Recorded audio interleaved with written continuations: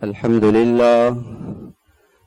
لله نستعينه ونستغفره ونتوكل عليه ونعوذ بالله من شرور أنفسنا من يهده الله فلا مضل له ومن يضلل فلا هادي له وأشهد أن لا إله إلا الله وحده لا شريك له وأشهد أن سيدنا ومولانا محمدا عبده ورسوله صلى الله عليه وسلم.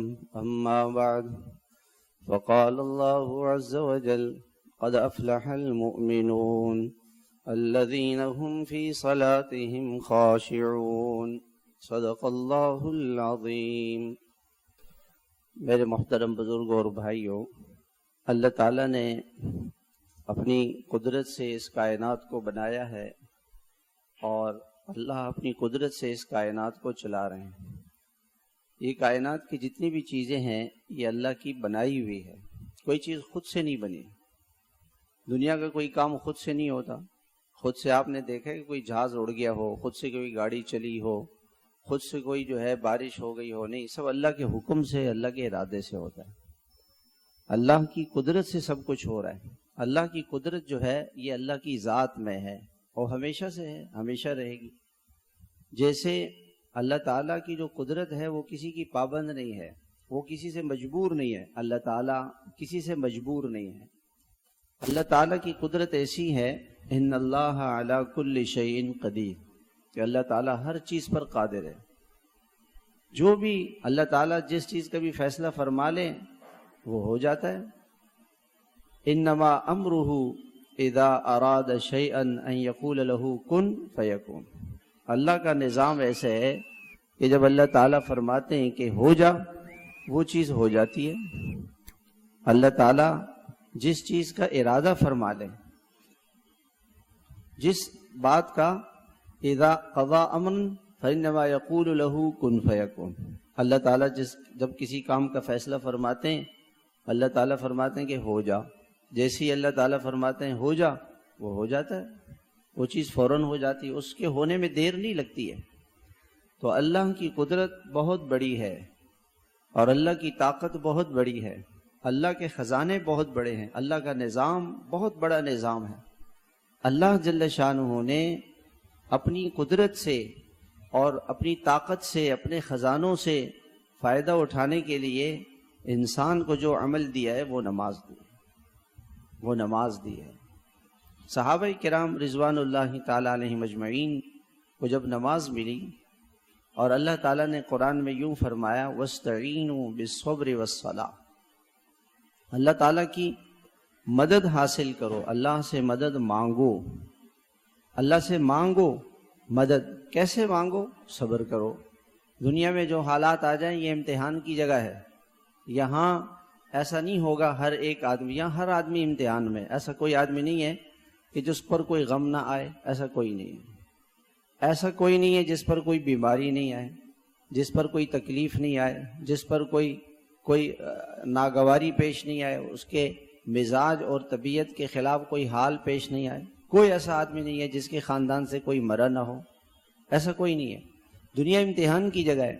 لہٰذا جو اللہ کا فیصلہ ہو اس کائنات میں اس پر صبر کرے. اللہ تعالیٰ کے فیصلوں پر صبر کرے، دل سے راضی رہے کہ اللہ میں آپ کے فیصلے پہ راضی ہوں، خوش ہوں. اور دوسری چیز اللہ کی مدد حاصل کرنے کے لیے نماز ہے. وَاسْتَعِینُوا بِالصَّبْرِ وَالصَّلَاةِ. نماز پڑھے. جب نمازی نماز شروع کرتا ہے، آپ صلی اللہ علیہ وسلم ایک مرتبہ مسجد میں تشریف لائے. آپ نے دیکھا کہ قبلے کی دیوار پہ وہ کوئی تھوک پڑا ہوا ہے، کسی نے تھوکا ہے. آپ بہت ناراض ہوئے.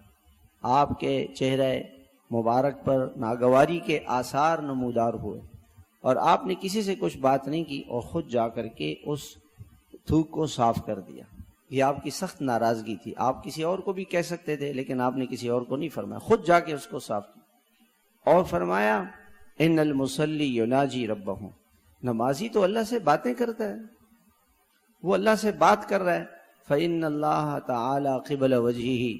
اللہ اس کے سامنے ہے، اللہ سامنے ہے اور وہ اللہ سے بات کر رہا ہے. ایک آدمی کسی بزرگ سے بات کر رہا اور اس کے سامنے تھوک دے، کتنی بری بات ہے، کتنی نادانی اور ناسمجھی کی بات ہے۔ تو نمازی نماز کے ذریعے سے اللہ سے بات چیت کرتا ہے۔ دنیا میں انسان جو ہے نا، اس کو یہ خیال آتا ہے کہ میں کسی گورنر صاحب سے، کسی بڑے آدمی سے، کسی وزیر سے، کسی سے میں بات کر لوں اور وہ میرا کام کر دے گا، اس تک میری بات پہنچ جائے، جیسی میں اس کے پاس پہنچوں گا میرا کام بن جائے گا۔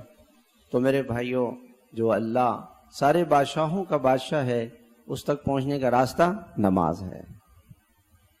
آپ نے جب نماز شروع کر دی، اللہ اکبر کہہ دیا، حدیث پاک کے اندر آتا ہے کہ اللہ پاک کی رحمت اس پر بارش کی طرح برسنی شروع ہو جاتی ہے۔ جب آدمی نماز شروع کرتا ہے تو اللہ کی رحمت اس کی طرف متوجہ ہو جاتی ہے، اور اللہ خود اس کی طرف متوجہ ہوتے ہیں۔ اور اللہ تعالیٰ نماز میں بندے سے کیا فرماتے ہیں کہ وَلِعَبْدِي مَا سَأَلَ، اے میرے بندے آپ جو مجھ سے مانگنا چاہتے ہیں مانگ لو۔ حدیث میں آتا ہے کہ جب آدمی فرض نماز پڑھ لے تو فرض نماز کے بعد دعا قبول ہوتی ہے۔ صحابہ اپنی دعاؤں کے لیے فرض نماز کا انتظار کرتے تھے کہ یا اللہ جب فرض نماز آئے گی ہم فرض نماز پڑھیں گے اور اللہ سے دعا مانگیں گے، اللہ ہماری دعائیں قبول کرے۔ نماز اللہ کے خزانوں کو لوٹنے کا ایک بہت بڑا ذریعہ ہے، بہت بڑا ذریعہ ہے۔ انسان کو اگر کسی ایسے آدمی سے جو بڑا ہو، وزیر ہو، کوئی اس طرح کا آدمی ہو، اس سے ملاقات کا موقع ملے تو آدمی کیا چاہتا ہے کہ ملاقات مختصر ہو اور لمبی ہو؟ بتائیں، لمبی ملاقات ہو، بہت ساری باتیں کریں، ہر بات اس سے کریں۔ تو نمازی اللہ سے ملاقات کرتا ہے، اس کو نماز لمبی پڑھنی چاہیے، مختصر لمبی نماز پڑھنی چاہیے۔ اور سب سے زیادہ انسان کو اللہ کے نبی علیہ الصلاۃ والسلام نے فرمایا کہ سجدہ کرنے والا وہ ایسا ہے گویا کہ وہ اللہ کے قدموں میں گر گیا ہے، وہ اللہ کے عرش کے سامنے گر گیا ہے، اللہ کی رحمت اس کی طرف متوجہ ہو گئی ہے۔ اور سب سے زیادہ اقرب ما یکون العبد الی ربہ اذا کان ساجدا، سب سے زیادہ انسان اللہ کے قریب اس وقت ہوتا ہے جب وہ سجدہ کر رہا ہوتا ہے۔ جب وہ سجدہ کر رہا ہوتا ہے سب سے زیادہ انسان اللہ کے قریب سجدے میں ہوتا ہے۔ جب اس کو اللہ کا قرب حاصل ہو گیا، سجدہ اس نے شروع کیا، اللہ کے قریب پہنچ گیا۔ اور اس لیے حدیث میں آتا ہے کہ جب سجدے میں اللہ سے دعا مانگو، سجدے میں، اور میں نے پہلے بھی آپ حضرات کو بتایا تھا کہ سجدے میں قرآن کی دعائیں اور حضور کی دعائیں، یہ دعائیں اللہ سے مانگا کریں، یعنی اپنی زبان میں نہیں مانگ سکتے، جو قرآن کی دعائیں وہ مانگ سکتے ہیں، قرآن کی دعائیں مانگے۔ اب جیسے مثال کے طور پر ایک دعا ہے ایاک نستعین۔ ایاک نستعین کا کیا مطلب ہے؟ اے اللہ ہم ہر بات میں، ہر کام میں، ہر چیز میں آپ سے مدد مانگتے ہیں۔ جس چیز کے لیے آپ نیت کر رہے ہیں، آپ سجدے میں جائیں اور سجدے میں کہیں ایاک نستعین، اے اللہ میرا دل میں لے کر آئیں وہ فلاں کام۔ اللہ کو تو دل کا پتہ ہے نا، انسان کے دل میں جو کچھ ہے وہ اللہ کو پتہ ہے، وہ اللہ کو پتہ ہے، اللہ سنتے ہیں۔ ایک صحابیہ تھی، حضور صلی اللہ علیہ وسلم کی خدمت میں حاضر ہوئی، حضرت خولہ رضی اللہ تعالیٰ عنہ۔ ان کا کوئی مسئلہ تھا۔ حضرت عائشہ رضی اللہ تعالیٰ عنہ فرماتی ہے کہ میں بیٹھی ہوئی تھی حضور صلی اللہ علیہ وسلم کے ساتھ، اور وہ آئیں اور انہوں نے چپ کے باتیں شروع کی۔ میں ان کی باتوں کو سمجھ نہیں پائی کہ وہ کیا باتیں کر رہی ہیں، میں نہیں سمجھ پا رہی، میں نے نہیں سنی۔ اب وہ پریشان تھی۔ اللہ کے رسول نے کہا میرے پاس تو کوئی حل نہیں ہے اس مسئلے کا، میرے پاس کوئی حل نہیں ہے۔ اللہ نے قرآن کی آیتیں اتاری، اور اللہ پاک نے قرآن کی آیتوں میں کیا فرمایا؟ قد سمع اللہ، اللہ نے سن لی، قول التی، اس عورت کی بات جو آپ سے اپنے شوہر کے مسئلے میں آپ سے بات کرنے آئی تھی، اللہ نے اس کی بات عرش پہ سن لی۔ حضرت عائشہ فرماتے ہیں میں تو سن نہ سکی اور اللہ نے سن لی، تو سننے والا کون ہے؟ اللہ ہے، اللہ کو سنائے۔ تو جب سجدے میں جائے تو دعا کیا مانگے؟ ایاک نستعین، اے اللہ میں آپ سے مدد مانگتا ہوں، جو کام دل میں آئے، ایاک نستعین، اے اللہ میرا فلاں کام پھنسا ہوا ہے، ایاک نستعین، اے اللہ میں آپ سے مدد مانگ رہا ہوں فلاں کام۔ اللہ تعالیٰ، حدیث میں آتا ہے، اللہ تعالیٰ سب سے زیادہ بندے سے اس وقت خوش ہوتے ہیں جب بندہ کہتا ہے اللہ میرے لیے آپ ہیں اور کوئی نہیں ہے۔ جب بندہ یہ کہتا ہے، اللہ سے کہیں کہ اللہ میرے لیے آپ ہیں، میں کسی اور کے پاس نہیں جاؤں گا، میں اور کسی کے پاس جاؤں گا نہیں، میرا کوئی اور ہے ہی نہیں، میرا صرف اللہ ہے۔ جب انسان کی نظر کسی اور پر بھی ہوتی ہے تو اس سے اللہ تعالیٰ راضی نہیں ہوتے، صرف نگاہ اللہ پر ہو۔ اسی طرح سے قرآن کے اندر آتا ہے ربنا آتنا فی الدنیا حسنہ۔ حسنہ کا کیا مطلب ہے؟ اللہ اچھائی، خیر، رحمت، بھلائی، خوبی، جو بھی اچھائی ہے وہ حسنہ میں آتی ہے۔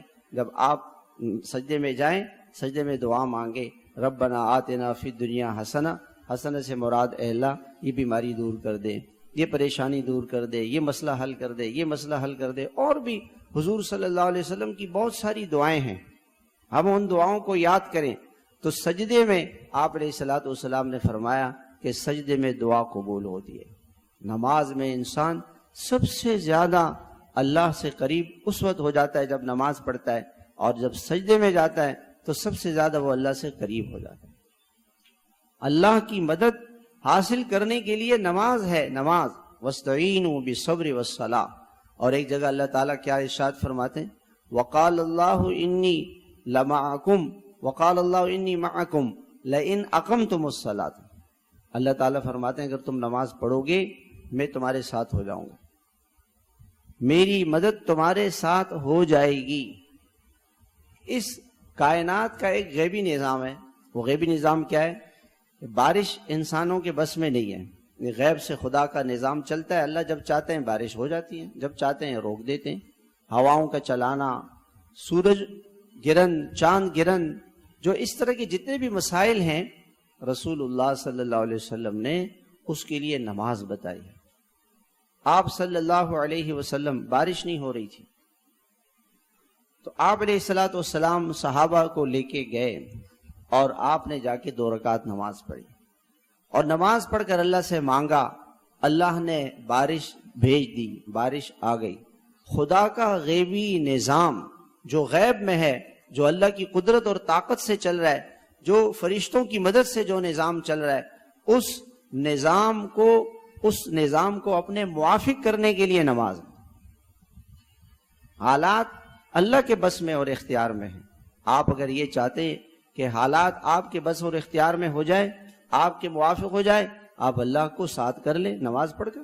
جیسی آپ نے نماز پڑھ لی آپ کے ساتھ اللہ ہو گئے، آپ کے ساتھ اللہ ہو گئے، آپ کا کوئی کام نہیں رہے گا۔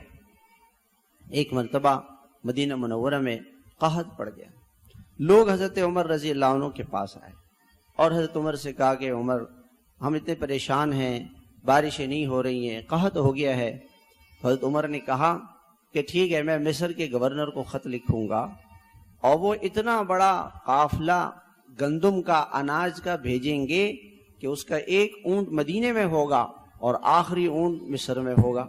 یعنی مدینے سے مصر تک تقریباً 2000 کلومیٹر کا فاصلہ تو ہے ہی ہے، تقریباً 2000 کلومیٹر، 2000 کلومیٹر لمبی لائن اونٹوں کی آئے گی اور مدینے کا قحط ختم ہو جائے گا۔ وہ قافلہ آیا، گندم آئی، اور پھر بھی قحط ختم نہیں ہو، لوگ پھر پریشان ہو گئے۔ ایک صحابی نے ایک جانور، ایک دمبا بکری ذبح کی، تو قحط ایسا تھا کہ اس میں سوائے گوشت کے اور کچھ نہیں نکلا، سوائے خون کے کچھ نہیں نکلا، ہڈیاں تھیں، گوشت نہیں تھا۔ جانور جب ذبح کیا تو اس میں صرف خون اور صرف ہڈیاں، کچھ نہیں۔ ان کی زبان سے نکلا وا محمدہ، ہائے حضور صلی اللہ علیہ وسلم کا زمانہ کیسے خیروں کا، برکتوں کا، رحمتوں کا، خوشیوں کا زمانہ تھا۔ سو گئے۔ رات کو حضور صلی اللہ علیہ وسلم کی زیارت ہوئی، کہا جاؤ عمر سے کہہ دو، عمر تم تو بڑے سمجھدار آدمی تھے، کیا ہوا تمہیں، کیسے بدل گئے تم؟ انہوں نے جا کے خواب سنایا۔ حضرت عمر رضی اللہ عنہ فوراً دوڑتے ہوئے مسجد تشریف لائے اور فرمایا الصلاۃ جامعہ، یہ اعلان ہوتا تھا کہ آؤ مسجد آؤ، مسجد آ گئے۔ صحابہ سے پوچھا بھی بتاؤ میرے اندر کیا تبدیلی آئی ہے؟ لوگوں نے کہا آپ کے اندر تو کوئی تبدیلی نہیں آئی ہے۔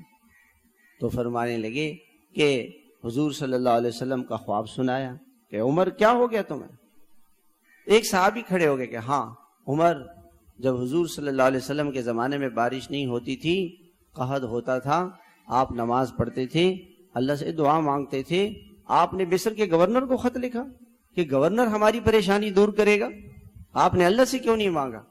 حضرت عمر نے کہا اوہو ہم سے یہ غلطی ہو گئی.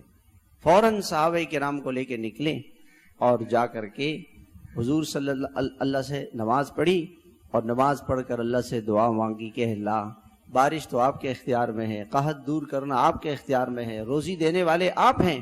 صحابہ فرماتے ہیں کہ ایسی بارشیں شروع ہو گئی، اللہ کی رحمت سے وہ سارا قحط ختم ہو گیا. حضرت عمر کو بتایا گیا کہ دینے والے ایک اللہ ہیں، اللہ سے لینا ہے، اللہ سے لینا ہے، اللہ سے مانگنا ہے، اپنی ہر ضرورت، اپنی ہر حاجت اللہ کے سامنے رکھنی ہے، کیونکہ اللہ نے فرما دیا کہ جب بندہ نماز شروع کرتا ہے اللہ اس کے سامنے آ جاتے ہیں، اللہ اس کے ساتھ ہو جاتے ہیں. ایک صحابی تھے، وہ سامان ایک جگہ سے دوسری جگہ لے جاتے تھے لوگوں کا کرائے پر. کچھ رقمیں تھیں، کچھ چیزیں تھیں، وہ لے کے جا رہے تھے، راستے میں جنگل آ گیا. اس جنگل میں ایک ڈاکو ملا، اور اس ڈاکو نے کہا کہ بھائی آپ کے پاس جو مال ہے وہ مجھے دے دو. کہا لے لو. انہوں نے کہا میں آپ کو قتل بھی کروں گا. کہ بھائی قتل کیوں کرو گے؟ کہ بھائی میں مال دے دیا اب چھوڑ دو. کہ نہیں میں تمہیں قتل بھی کروں گا. انہوں نے کہا آپ ایسے کرو کہ مجھے جو ہے نا آپ 2 رکعت نماز پڑھ لے. کہا پڑھ لو پڑھ لو. اور کہا کہ یہ جو لوگ جن کی کھوپڑیاں پڑی ہوئی یہاں پہ میں نے ان سب کو قتل کیا ہے لوٹ کے، انہوں نے بھی نمازیں پڑھی تھی، تمہاری نماز سے کیا ہوگا؟ ہاں نماز شروع کی اور نماز کے اندر انہوں نے اللہ سے ایک دعا مانگی، یا ودود یا ذی العرش المجید یا فعال لما یرید اسألک بعزتک التی لا ترام وملکک الذی لا یضام وبنور وجہک الذی ملا ارکان عرشک ان تکفینی شر کل شیء یا مغیث واغثنی. اس کے آخر میں کہ اللہ تو میری مدد فرما. 3 مرتبہ یہ کہا. جیسی انہوں نے 3 مرتبہ یہ کہا تو ایک سوار آیا، اس کے ہاتھ میں تلوار تھی، اس نے اس کو قتل کر دیا اور اس کی گردن دور جا کے پڑ گئی. انہوں نے فوراً جا کے اس سوار کو پکڑا، نماز ختم کی اور اس سوار کو کہا بھائی ٹھہر جاؤ. کہ تم کون ہو؟ کہا کہ میں 4تھے آسمان کا فرشتہ ہوں. جب پہلی مرتبہ تم نے کہا یا مغیث اغثنی، اے مدد کرنے والے اللہ میری مدد فرما، تو تیری آواز آسمان تک پہنچی، آسمان میں آواز گونج گئی، اور آسمان میں یہ آواز آ گئی کہ ایک آدمی ضرورت مند ہے، پریشان ہے، اس کے مسئلے ہیں. اس کے بعد جب دوبارہ تم نے دعا کی یا مغیث واغثنی، تو تیری آواز عرش سے جا کے ٹکرائی، عرش تک تیری آواز پہنچ گئی، اللہ پاک کو آواز تیری پہنچ گئی. میں نے اللہ سے کہا کہ اللہ آپ مجھے اجازت دیں، میں اس کی مدد کرنا چاہتا ہوں. جب آپ نے 3ری مرتبہ کہا یا مغیث واغثنی، اللہ نے کہا جاؤ. میں چند لمحوں میں نیچے اتر آیا اور اس کی گردن اڑا دی. نماز میں سب سے بڑی طاقت ہے. آج مسلمانوں نے نماز کو چھوڑ دیا ہے. بڑی مشکل سے بہت بیچارہ مسلمان جمعے کی نماز پڑھتا ہے. آپ دیکھیں گے ابھی بھی جمعے کی نماز ہو رہی ہے، لوگ جا رہے ہیں، گاڑیاں چل رہی ہیں، گھروں میں بیٹھے ہوئے ہیں. اور آپ دیکھیں گے فجر کی نماز میں آپ کو سب سے کم نمازی نظر آئیں گے. سب سے کم نمازی آپ کو فجر کی نماز میں نظر آتے. میرے محترم بھائیوں، نماز کو مسلمانوں نے چھوڑ دیا ہے تو ان کے کام کیسے بنیں گے؟ ایک اور واقعہ لکھا ہے کوفہ، اس میں ایک کلی تھا جو لوگوں کا سامان لاتا لے جاتا تھا اور لوگوں کے کام کرتا تھا. ایک شخص اس کے ساتھ ہو گیا اور کہنے لگا کہ جی آپ کہاں جا رہے ہو؟ جی میں نے فلان جگہ جانا ہے. اس نے کہا کہ بھائی اس فلان جگہ پہ آپ وہ جو راستہ جاتا ہے وہ مجھے معلوم ہے. تو وہ ایک دوسرے راستے سے لے جانے لگا. اس نے کہا جی یہ راستہ تو نہیں ہے. کہا نہیں یہ بہت اچھا راستہ ہے، میں کئی مرتبہ اس پہ گیا ہوں. ایک ویرانے والے راستے سے لے گیا اور آگے جا کے ایک جنگل خوفناک آ گیا. اب وہ راستہ بند ہے، آگے کچھ نہیں ہے. اور اس نے تلوار نکالی اور کہا میں تجھے قتل کروں. اور اس نے کہا کہ بھائی جو پیسے لینے ہیں تو لے لیں. نہیں میں آپ کو پہلے قتل کروں گا، پیسے بات کی بات. اس نے کہا مجھے 2 رکعت نماز پڑھنے. انہوں نے نماز شروع کی اور وہ تلوار لیے سر پہ کھڑا ہے اور یہ اس بیچارے کو قرآن وہ تقاضا کر رہا تھا کہ مارنا چاہتا ہوں تجھے، اور یہ کہہ رہا کہ میں کون سی آیت پڑھوں. اس کی زبان پر آیت جاری ہو گئی، امن یجیب المضطر اذا دعاہ، وہ اللہ جو پریشان حال اور مصیبت زدہ آدمی کی پکار کو سننے والا ہے اور اس کا جواب دینے والا ہے، اس کے کام کو بنانے والا ہے، وہ کون ہے؟ وہ اللہ ہے۔ اس آیت کا مفہوم یہ ہے، کون ہے وہ جو پریشانیوں سے بچانے والا، مصیبتوں سے بچانے والا، غموں سے بچانے والا؟ وہ اللہ ہے اور کوئی نہیں۔ جیسی اس نے یہ آیت شروع کی اور بار بار یہ آیت پڑھ رہا تھا، ایک شخص آیا اور اس کو قتل کر دیا، وہ مر گیا۔ اس نے سلام پھیرا، اس سے پوچھا تم کون ہو؟ کہا میں امن یجیب المضطر کا غلام ہوں، میں اللہ کا غلام ہوں، میں اللہ کا فرشتہ ہوں۔ اللہ نے تیری دعا پر مجھے آسمانوں سے بھیجا ہے تیری مدد کے لیے۔ خدا کا ایک نظام ہے، یہ کائنات اللہ کے ارادے سے چلتی ہے، اللہ کی قدرت سے چلتی ہے، یہ خود بخود نہیں چل رہی ہے۔ ایک اللہ ہے جو بادشاہوں کا بادشاہ ہے، جو سارے کاموں کا بنانے والا ہے۔ اس اللہ کی طاقت کو ساتھ لینا، اس اللہ کو خوش کرنا، اس کی مدد سے کام کا بنانا، یہ نماز ہے۔ اس کے لیے اللہ نے نماز دی ہے۔ اپنی نماز پر محنت کریں، نماز پر محنت کریں۔ اللہ کے نبی علیہ السلام نے فرمایا کہ جب رات 1/3 رات رہ جاتی ہے، 2-2:30 بجے آسمان پہ، اللہ کا عرش آسمان دنیا پہ آ جاتا ہے اور اللہ کی طرف سے اعلان ہوتا ہے کوئی مانگنے والا ہے، کوئی ضرورت مند ہے، کوئی حاجت مند ہے، کوئی آدمی اٹھ کر اس کا 2 رکعت نماز پڑھے اور اللہ کے سامنے ہاتھ پھیلائے۔ اللہ اس کے ہاتھ کو کبھی خالی نہیں جانے دے۔ مانگے تو صحیح۔ دنیا کے لیے ہم کتنے دھکے کھاتے ہیں، کتنے لوگوں کے پاس جاتے ہیں، منتیں خوش آمدیں کرتے ہیں۔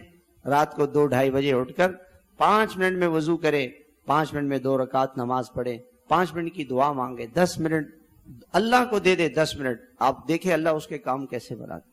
روزی کا مسئلہ ہے، حفاظت کا مسئلہ ہے، کوئی دشمن تنگ کر رہا ہے، کوئی بھی مسئلہ ہے، اللہ سارے مسائل کو حل کرنے والا، ساری مشکلات سے نکالنے والا، ساری پریشانیوں کو دور کرنے والا، اور راستہ اس کا نماز ہے۔